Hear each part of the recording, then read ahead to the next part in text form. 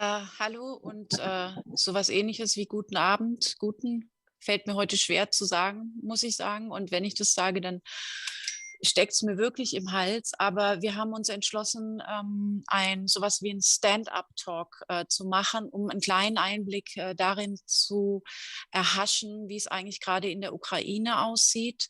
Alle wissen, was da passiert ist. Ich brauche nicht viel wiederholen.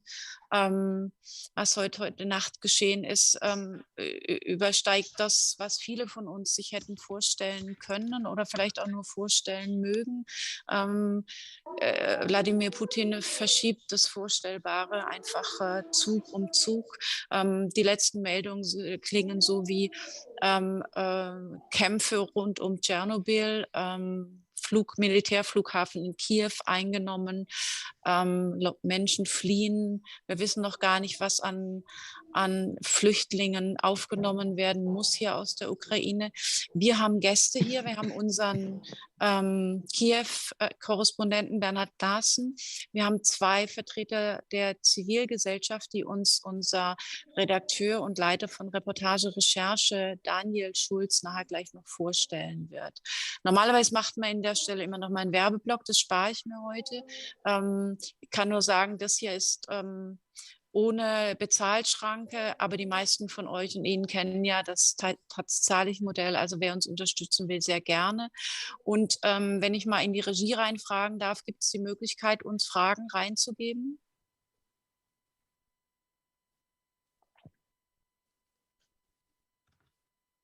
Okay, und die können über genau, jetzt haben wir noch eine kurze Einblendung. Und dann würde ich sagen, gehen wir tatsächlich gleich ins Gespräch.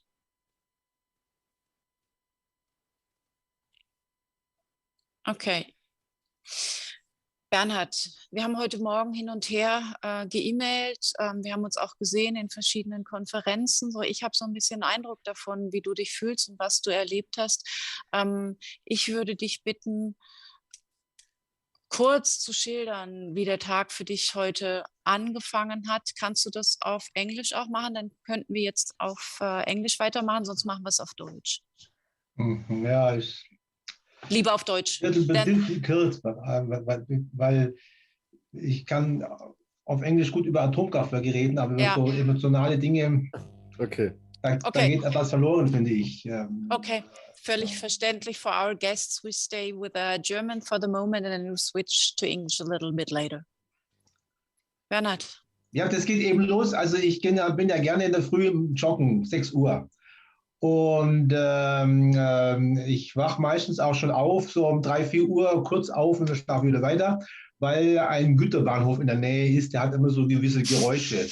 Aber diese Nacht waren andere Geräusche, aber ich konnte sie noch nicht einordnen. Ich dachte, das könnte sich anhören wie Krieg, aber Donbass ist ja weit. Und dann bin ich dann irgendwie raus aus dem Haus und dann habe ich dann meinen Kollegen getroffen, ein Aserbaidschaner, der auch jeden Morgen eigentlich so seine Runden dreht, und der hat mich dann begrüßt mit den Worten: Jetzt haben wir den Krieg.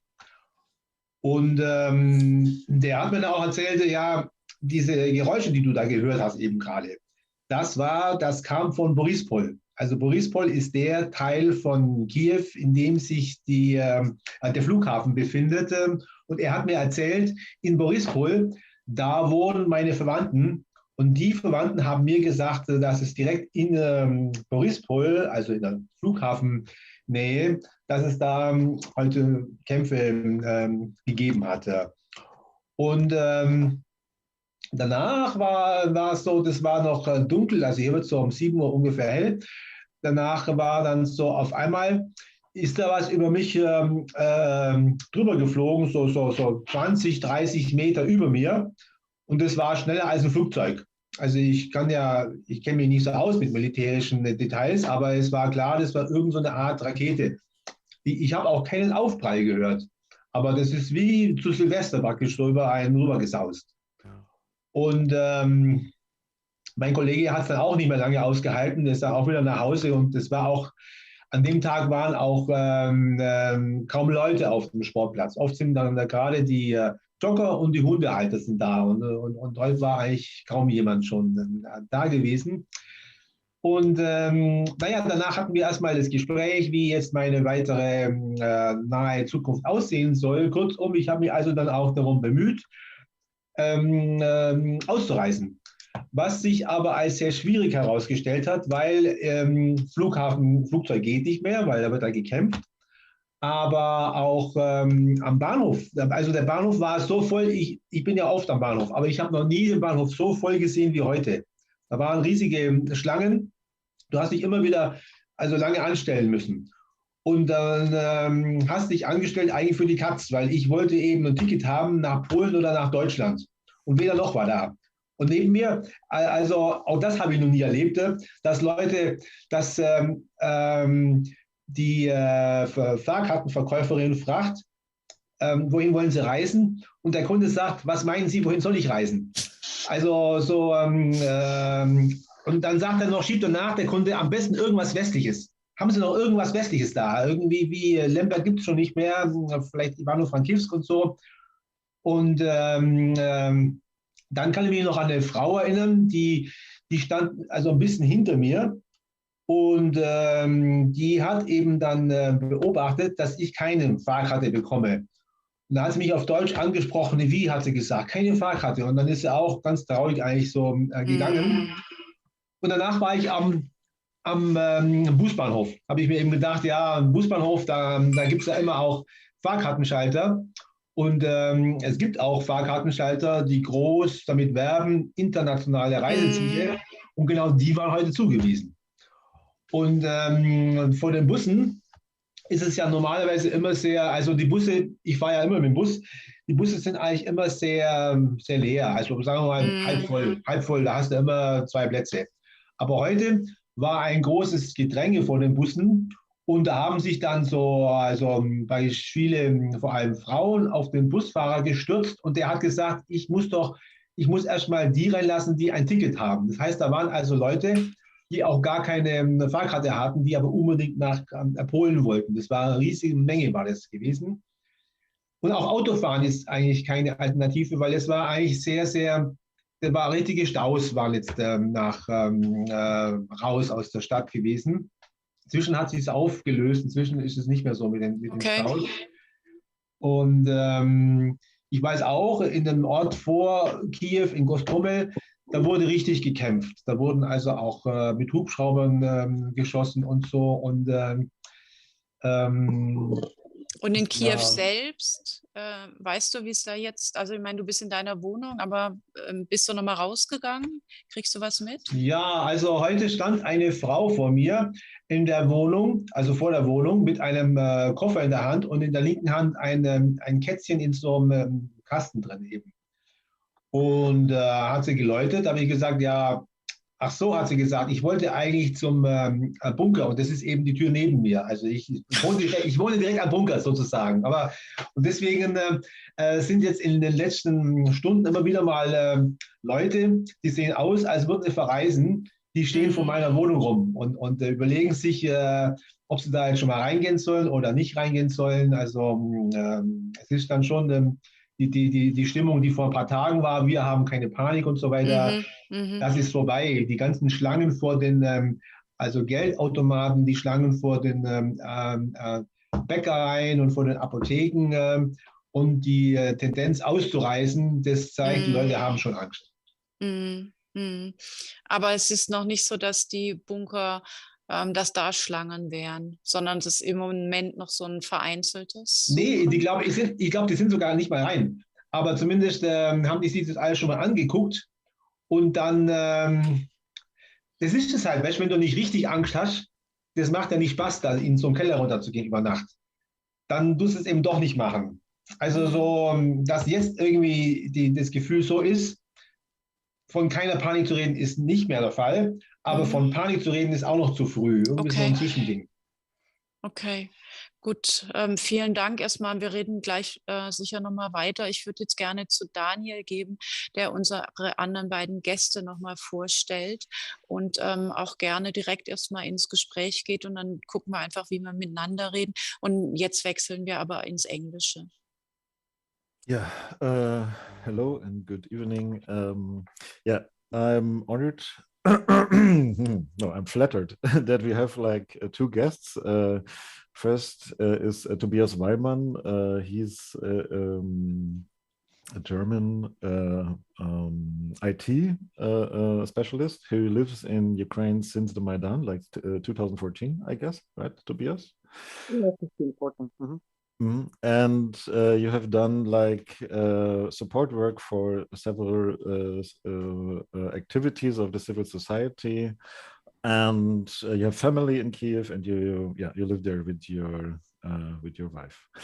And Sasha, we know each other quite well because you were my first contact, I guess, when I went to Ukraine, like my first time for journalistic work.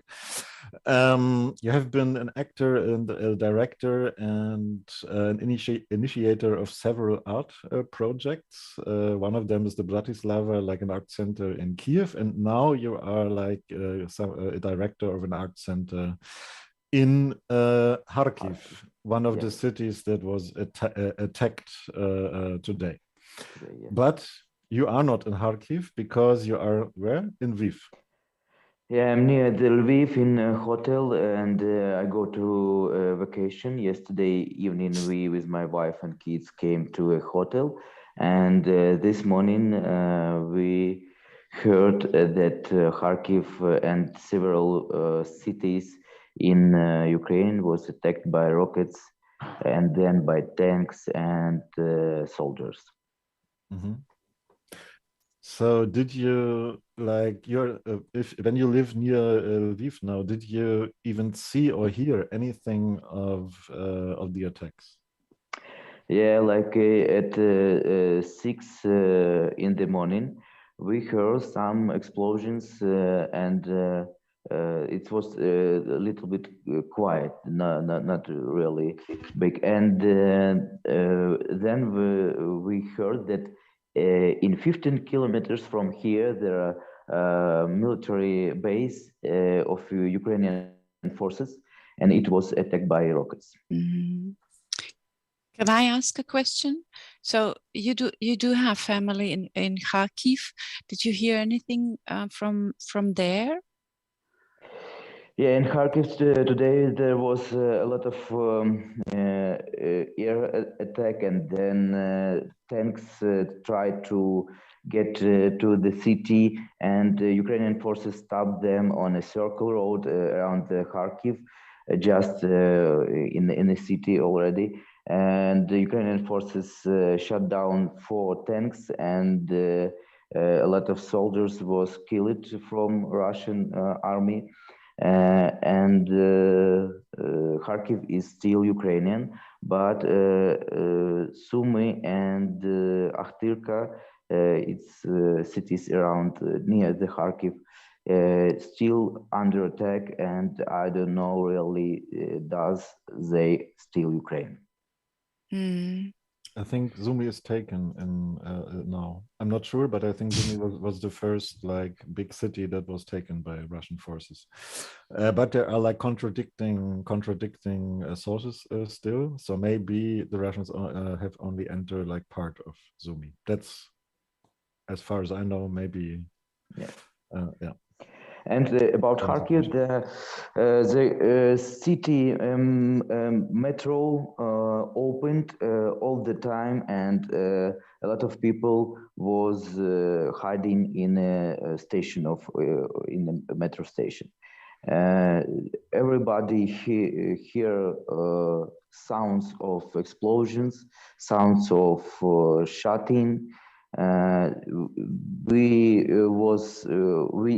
see video from the Severny Saltovka district in Kharkiv, in which we can see that military base near the buildings was shot by rockets. A lot of people trying to go out from Kharkiv. They have no oil, it's a catastrophe. Yes. And a lot of my friends spent several hours in Kharkiv in a basement or in shelters or on the station, metro station. And those who can't get out at the moment, do you know what they'll do now? So your friends? They trying to be in the apartments or on the basement. Somebody go from the city to city town, to the some houses near the Kharkiv, because the road to the Kiev or to the Kremenchuk is very difficult to go to by this road. They still in Kharkiv. Say that somebody go from the metro station or something, go back home, but they don't know in what time they should go back to metro station. Okay. Tobias, wie ist es denn bei dir? Or Tobias, like, what do you think? Because before that a war would come was quite possible, I would say. Maybe you would say otherwise, but I would say it was quite possible. But did you think that before that they could that the Russian forces would approach Kiev so fast? You can answer in German if it's more convenient for you. I think most people here to whom I talked, they expected a war, but they didn't expect the scale. They were shocked by the scale, and they were not shocked by the scale because they underestimated Putin. Because it's not a secret, the crimes and brutality of Putin's military campaigns. But I think there was a lot of trust that he would be bound by economic interests, the fear of sanctions, that it would stop him from doing an all big campaign as we see it now. I think that was a miscalculation of many people, but it's not that it we underestimated him. At the moment, it's quiet here, but I think it's definitely unsafe. And last night was really bad. Usually I'm night owl. I'm working late at night and doing software development and stuff, while my wife she's translating texts and writing news about Ukraine. So she's also up late at night in Twitter. And so it was around 4 o'clock that I just finished my program, that she came and said, this madman, he declared war on us. And I switched on the live stream, and it maybe it was pre-recorded, but the one which they showed on Russian television, and the speech, it just, of course I know it theoretically, but it just shocked me again. I mean, how crazy this is, how crazy it is to claim that you have to invade a country to save it from Nazis, and you're doing exactly the same thing. You're occupying peaceful country which was occupied with itself and was not thinking about any NATO or something, but building up its democracy and its freedom and its institutions. It's so crazy. It maybe it was for the Russian audience because I can't hear. I think the message just is the message of power, that who is more powerful, he has his way, and you have to obey. And is this the new Europe? It's terrible. I don't want to live in this Europe, but something has completely changed. So anyway, when he finished his speech, or at least the recording, it started boom, boom, boom. And I had an idea that it's not a normal fireworks. I thought in the beginning maybe it's like angry Ukrainians, but then I saw that it happened in a lot of cities at the same time. The choreography of scare and war, and then I learned, yes, that they shot those cruise missiles or rockets to the bases outside of Kiev or close to Kiev. To the radar station or air defense, and yeah, it's impressive. And I mean, I'm a civilian. I'm not going to argue now about the right of the strongest. He has his right, but it's not a strategy for. It's not a sustainable strategy. I mean, how it's the Ukrainians have. An urge to develop their freedom and their dignity. That's why they did revolutions, and now they should become slaves forever. It's impossible. It will lead only to more uprisings and bloodshed and so on. It has to be stopped. It has to be stopped now, and I'm shocked only that, well, of course, again, it's expected to read that yes, there will do a lot of measures in the West, but not the one which will hurt us, not the ones which will raise the gas prices for the average German. They are not going to do it. It's a disillusion. Of course, I know it theoretically, but again, I'm on the personal level disillusioned in the resilience of Europe. And is this idea of Europe now over? Because if you can just grab any country, just without any reason, just come, take it, kill the people, then where does it stop? It's impossible to think that it stops with Ukraine. It's the new way how things are solved, and the same tactics of pressure and power of the strongest and corruption will be used to his new neighbor. Then we can say Russia is the neighbor, or Putin is the neighbor, and it's of the European Union, and it will be a catastrophe for our democracy in Europe as well. So yeah, it was shocking, and I couldn't sleep anymore, and that was not good because I didn't sleep before. And and I tried to sleep, but I couldn't. I slept maybe for 2 hours. It's maybe more than Daniel, but I think I will need this. I will have to be awake if I have to hear the sirens. This is Kiev, and it looks like he's really eager to do a kind of Leningrad blockade or something, and or maybe worse. We have seen Aleppo.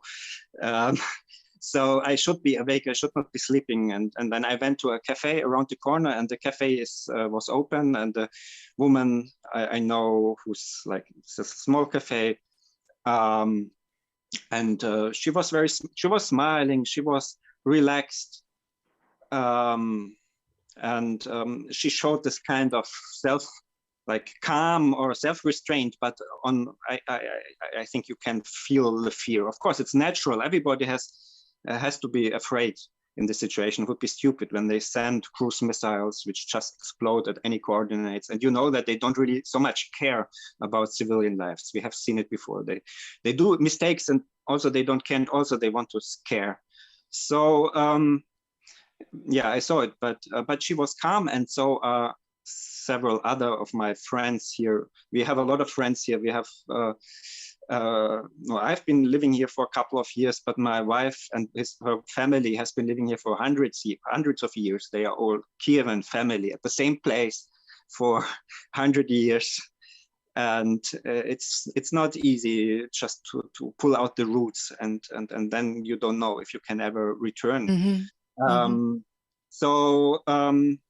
And with friends, I talked to friends, and I didn't want to let them down also by just now jumping onto the next plane. But I knew also that it doesn't make sense in this situation. Everybody's, and I have a lot of contact with other Germans who are in Kiev now, and we have a group, and I'm administrator of this group. And some of them tried, and in 7 hours they stood with their cars, their tin metal cans, somewhere on the road, totally vulnerable, and then they returned because it doesn't make sense. You just couldn't get out. At least not if you're not a complete insider, how to take the back roads maybe.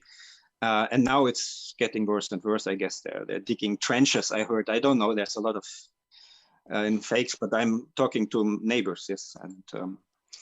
And there is fatalism as well. So yes, they expect kind of blockade and they expect things to get really bad, but they are still calm. I can't understand it. Maybe because most of them think they're just civilians, they won't be touched. But they're, even then, I mean, there's a lot of activists, people who have put so much energy to water this delicate plant, which is Ukraine. It was so nice to see how 2 steps forward and 1 step back, and sometimes 2 steps forward, 2 steps back, but something moved. It's a different. It was a different country until yesterday, and it got better and better. And I think that was too much for Putin to see. He is scared of this because it's an alternative model. Because Russians and Ukrainians are close, even if they don't always admit it, but we have a lot of links and we understand each other and we have common roots. And they look at us, and the nice and the nice people and my friends, they look at Ukraine, also in Belarus, of course. And they were singing the Ukrainian national anthem when they were arrested during protests in Moscow and in St. Petersburg. And this is scary because it's an alternative, how things could go in Moscow, in Russia. And it has to be stopped, it has to be deleted. I think that's all the anger. It has nothing, absolutely nothing to do with NATO or geopolitics. It's just the fear for himself and the hatred for the alternatives, because it shows that he's a liar. It can be better without an autocratic, militaristic, chauvinistic system. And yes, Tobias, now it's gone. Tobias, Sasha, and Bernhard, just because Tobias mentioned activists, do you think or do you know about people who at least think about going onto the streets in the next days? Do you expect anything from civil society happening? So I know there's war, so I'm not that naive, but do you get a feeling if there's people connecting with each other? Whoever wants to answer. I know that a lot of, I don't know, people who are going to some meeting or something, but I know a lot of people who are going to a territorial defense forces. It's forces for just young people or not young people, which want to defend the cities. And I know that there are a lot of people go there just today, and in offices of Ukrainian Army, there are a lot of people come today to go to be a professional soldier. That's what I know about this. So the civil rights movement at the moment is going into the military because you are under attack, which makes kind of sense. Should I add something? Yes. Sure. I totally agree. This is not the time. I cannot imagine. I mean, when you're shot at with the rockets, you don't go to the streets. Sure. And it's not only rockets, and it will be more, and it will be worse. And no, and it cannot be expected. I mean, it's great. It's amazing that people then go to the territorial defense. But no, I think rather there will be like a tactical retreat. But it cannot stay this way. It's impossible. This imagination, which sometimes you can hear in Germany, that this will be a kind of neutral. It has to be a neutral country between Russia and the West in order to keep peace and low gas prices or whatever, or to build a bridge, as the very nice and member of the left party in Germany said it won't work because there is no interest in neutrality by Putin. He doesn't care about neutrality. He wants control. He wants to delete the Ukrainian project, and there's no way that Ukrainians can accept it. It's impossible. It means you have to accept that you will be a slave, that you don't have dignity, that you don't have political rights. Now we have a democratic system where the president changed peacefully, even though there are a lot of discussions, but that's normal for democracy. So there were several of them of democratic elections, and everything. Everybody had his possibility to take part, and I know activists like ecological activists, those who are protecting the heritage, old houses against corrupt politicians who want to turn them down and build like big shopping centers, and they even got into the parties, in the opposition party, but also the governing party, Zelensky's party, and they're doing great jobs, even though that maybe Zelensky is polarizing or used to be. But they are respected by all people. Like under the radar of polarization, there's a lot of like those great examples. Also, the foreign minister.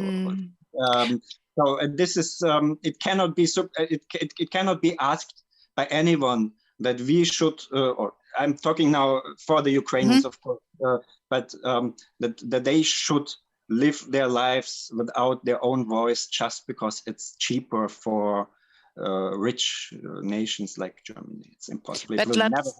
But let me play the devil's advocate here in safe Berlin. What would you expect? So a full-scale war between Russia and NATO? Because I think if Ukraine had been in a NATO member already, we wouldn't see what is happening right now. Nobody asked. Nobody. Sorry. Yeah. Let's please. Sasha. Yeah, I think that Ukraine is still not in NATO. But if you didn't stop the Putin today or tomorrow, it will be a big war with NATO and all of the world. From this day. Everybody in Euro Union can't be in safe. You must understand that after 10 minutes we talk, the missile, the rocket can came to Berlin, and I don't expect that Putin will stop this war and go diplomatical. I don't believe in this. So, Sasha, can I add? Oh, right. Yeah. What does it mean? What's the alternative? And then I would like to switch a little bit to Bernhard again with the same question. But Sasha, what's the alternative? Alternative of what, Barbara? Of not stopping him. Stopping him, I know, but how? Yes. You should shut down the SWIFT. You should take Russia in. You should stop Nord Stream. It's already done. And I think that we should stop all connection with Russia from all of the world. Okay. This is my position. I have one question I really wanted to ask, perhaps to go to Bernhard. What does it mean when Putin talks about demilitarization and denazification? What I read out of it, especially the second part, is repression against the people. The regime, yes, but not only the regime. Or have I a oversized imagination? Bernhard? Du bist stumm. Yeah, I think that every war is ending with some sort of negotiations, And whether we like it or not, we have to deal with all those people who exist in this world and all countries who are existing in this world. And Russia is a superpower, Russia is a nuclear power, and therefore we have to somehow to deal with Russia. Whether you like it or not, it's and after all, Russia is, as all other countries and political groups, also interested in its image, and therefore we need to. Our ask is to damage its image, and Russia, of course, wants to better its image. So this is the point where we can induce them to have negotiations with us. Can and the other, okay, yeah, Tobias, and then Daniel. Sorry, just jump into it. No problem. Tobias. Okay. Yes, it's important. So I want to say what I expect should be done. Of course, nobody expected at any time that NATO will turn. It's not a discussion in Ukraine. It can be. There's a lot of economic contacts with Russia, and this has to be used to the fullest. And even if it means that for some time there will be a price for it. Germany is one of the richest countries in the world. It can pay this price. Even it's not for the Ukrainians, as has been said. It's also for Germany itself. It's as I maybe already said. It's impossible to imagine that it's normal now in Europe just to attack a peaceful country which didn't want any war, which was busy with itself, with rockets and most brutal power, and it wouldn't affect. It wouldn't affect Germany. Even if he doesn't attack NATO straight away, he's very good also in hybrid strategies of raising right-wing populism, fakes. And he will be motivated because he got the appetite, and he can do everything. He got Crimea, he got Eastern Ukraine, and there were only symbolic answers. I'm sorry, even the sanctions were symbolic and full of holes. And this tells him that he can do everything, and not only him, even if he's dead. It just is this style of politics is legitimized and popularized all over the world. It's a catastrophe. It has to be stopped, and it can be stopped by strong economic measures. And this means cutting off SWIFT, cutting off Nord Stream, not two.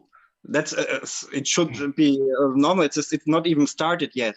It has to be more. It has to be Nord Stream 1 has to be stopped. And yes, I know it's difficult, but Germany is a country of thinkers, and it's a rich country. It can do it, and it can do it together with the Western allies.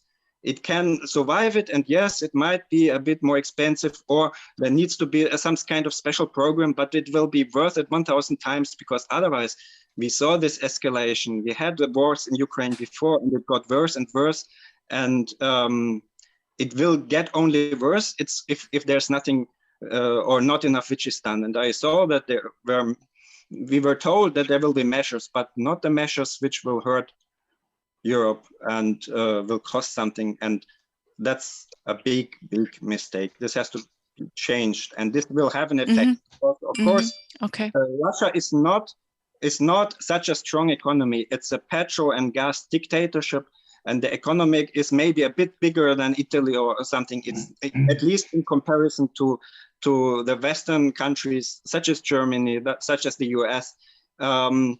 It is controllable, but if we pull the plug with the gas and oil businesses and the corruptive network now. And it has to be done quickly, please. Yeah, we hear you. At least we. Can I 2 words, please? Sure. The place in which I'm now, it's like 20 kilometers from the border of Ukraine and Poland.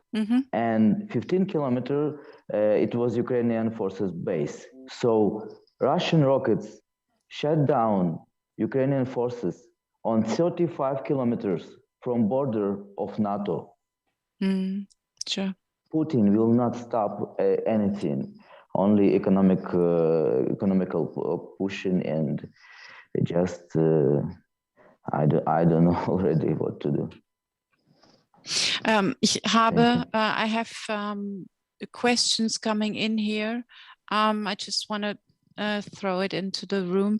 It's more like information questions. So, which regions of Ukraine have been attacked by Russian troops? All regions.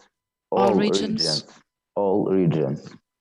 More than 50 attacks of rockets, and Charkiw, Chernihiv, Kiev, Sumy, Odessa, Kherson was attacked by soldiers, tanks, and technical. Okay. And there's a second question about Chernobyl. We know we already lost it. Russian forces are control Chernobyl station. Is there a special significance of Chernobyl? It's for us. It's the catastrophe that we hear when we hear Chernobyl. Yes. Is there another significance of Chernobyl?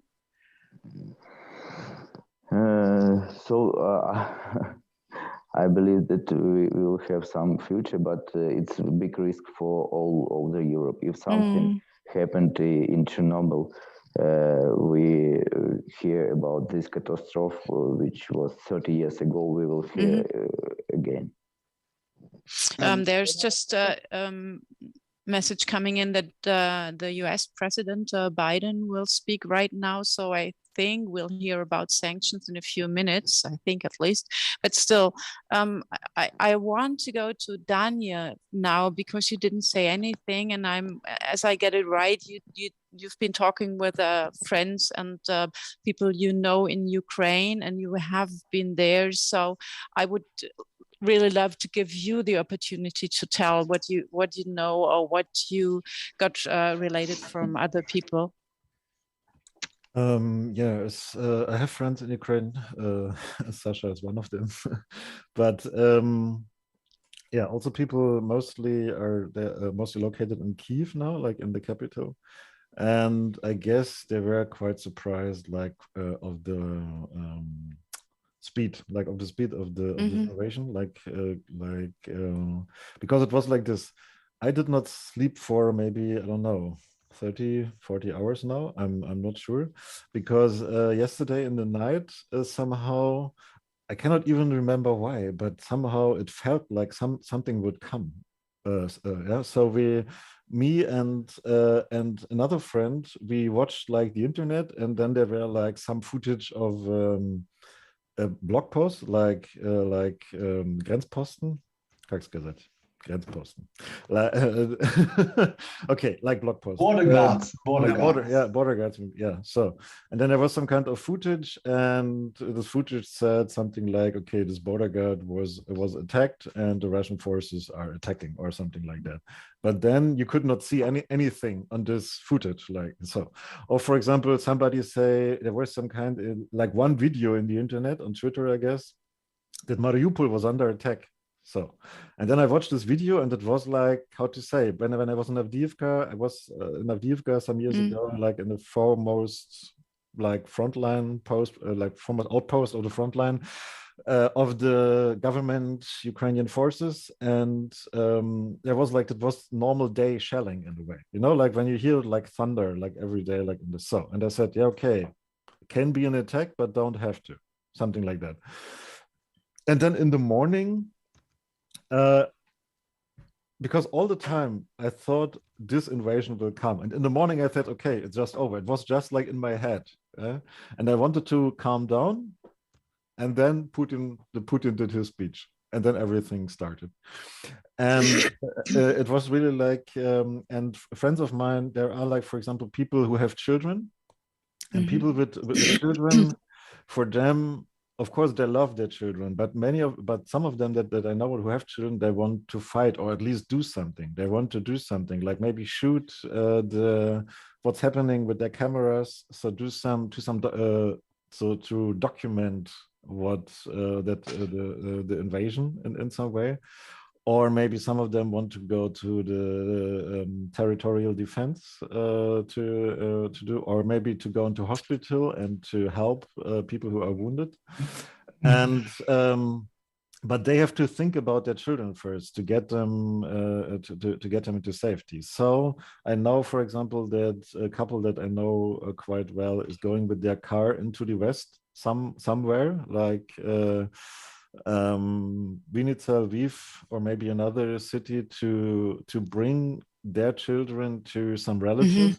And then as far I know, like most of the people that I know, they want to bring the weakest that they have, like their grandmas, their children, into some kind of safety and then return to do something. Yeah. It's like also the point is the most people that I know they were on Maidan, and I think that's also a special kind of people. So I don't know if it's like really the majority of Ukrainians think like that. And I'm also not judging. I just say it's because I totally understand if somebody wants to run away from this, because it's not like war is not romantic.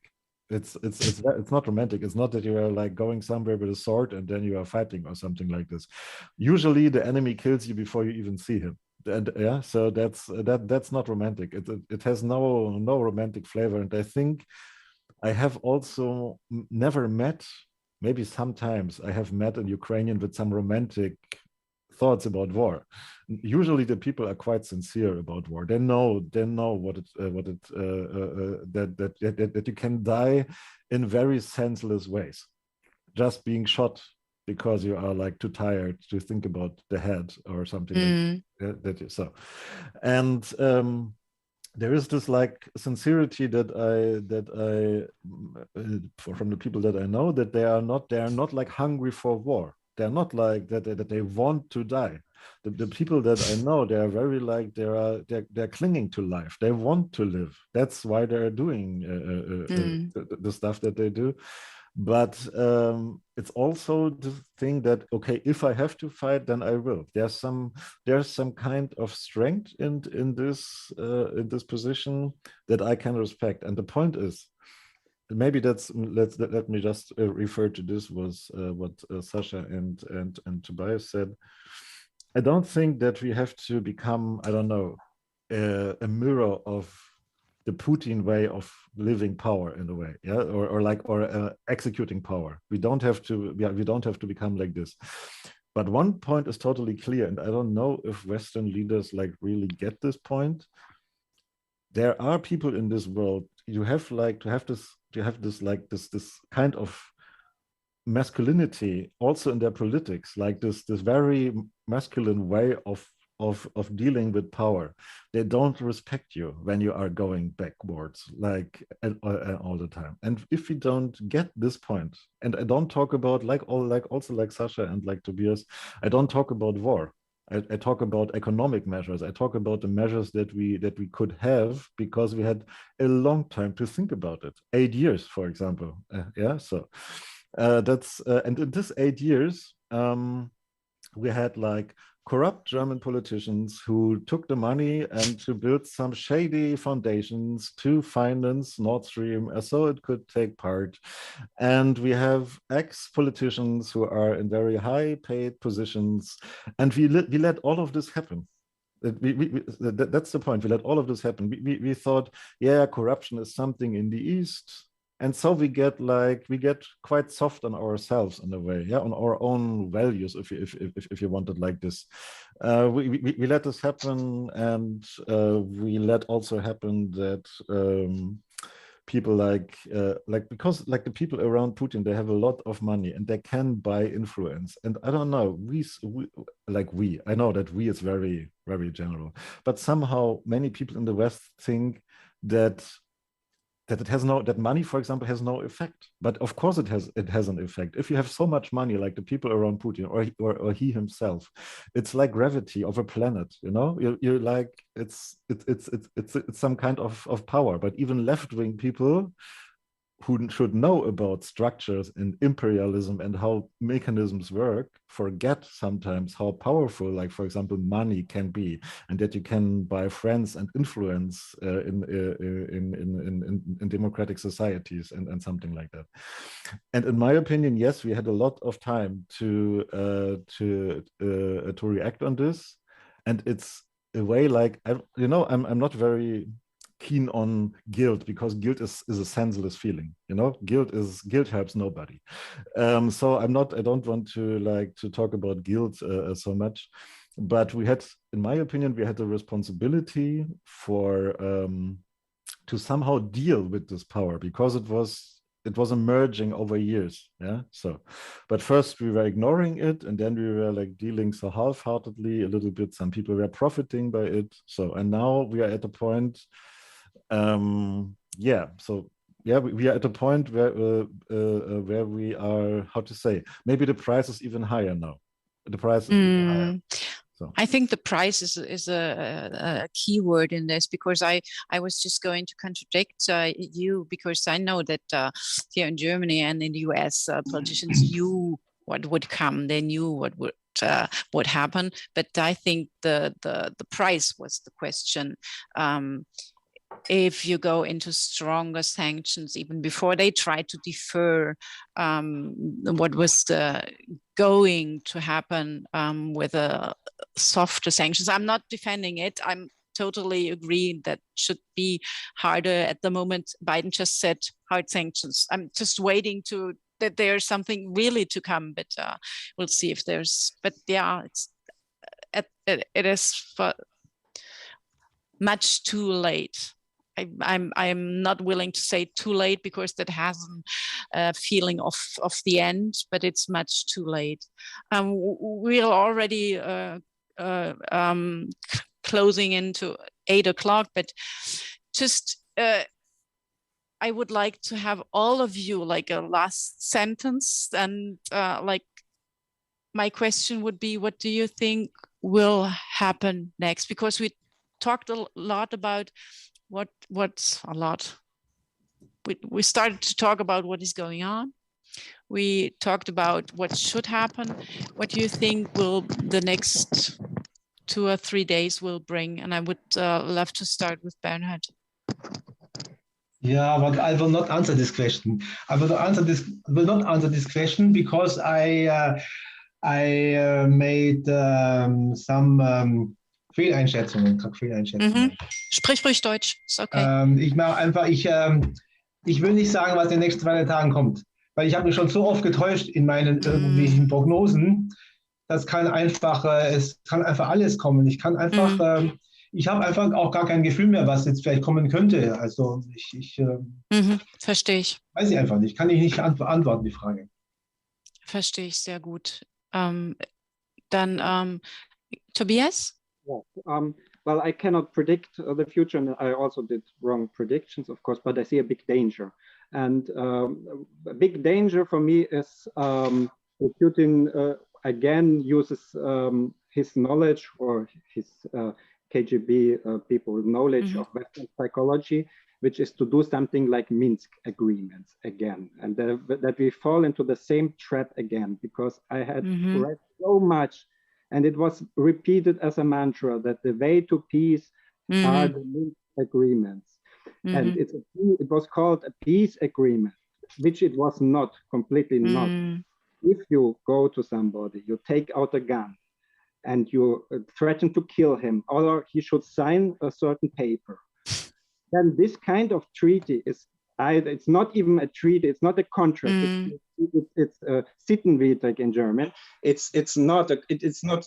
it definitely will not lead to peace.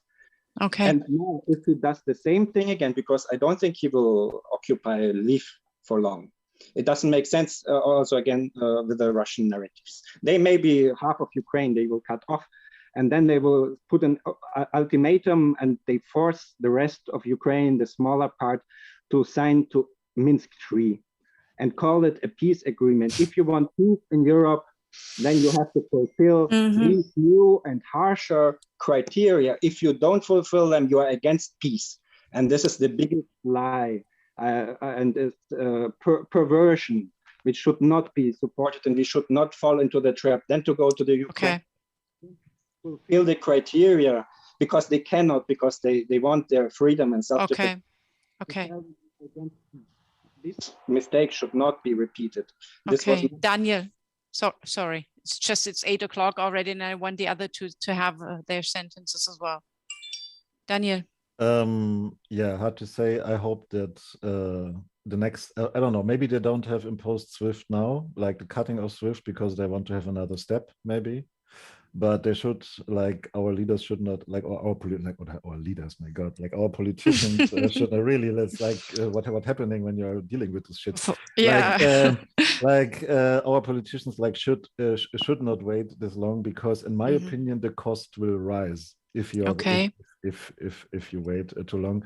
And of course, I cannot predict it. I also could imagine, like, as US commentators say, that Putin will not be satisfied with what he has now. I don't know. I really don't know. I think there is some kind of measurement in this, but as I said, I can understand that you will have some kind of big hammer like under the table, but maybe it's just time to pull it out.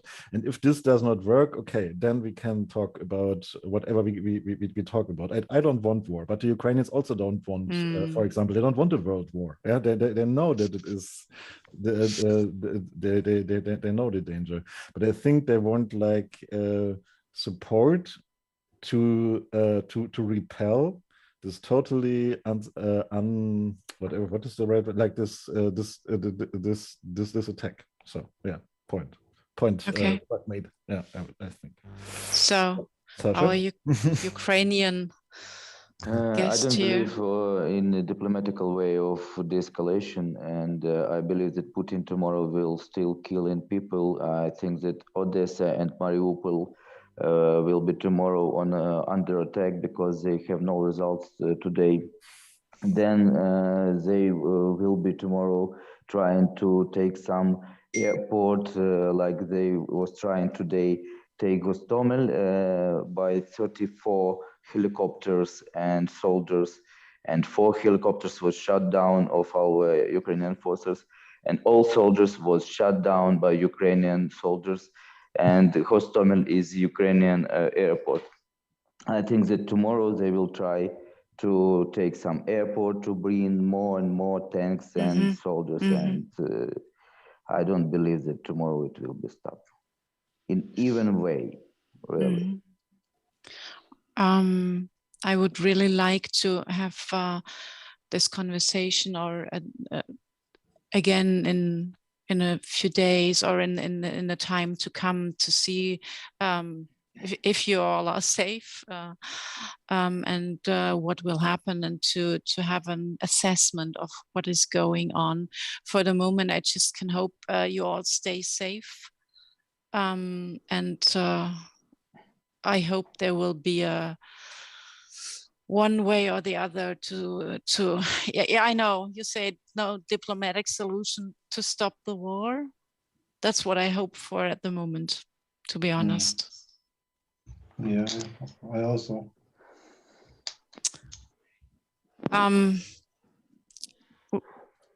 Thank you so much that you have had the time and the